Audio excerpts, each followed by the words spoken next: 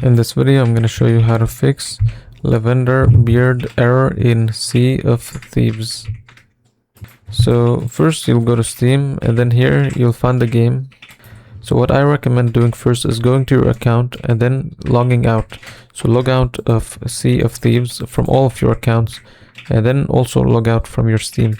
Then come back to Steam, and then actually before you re-log in to Steam, just make sure you exit Steam completely. So over here, click exit, and then go back to Steam, and then put in your information, log in, and then log into your Sea of Thieves account as well. If you have like accounts in the game, just log in and then see if it works. Most of the time this should fix your issue.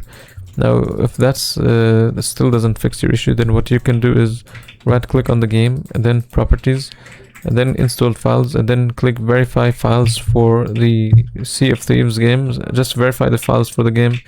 This will take a few minutes, and after it's done, restart your computer and this should fix your issue.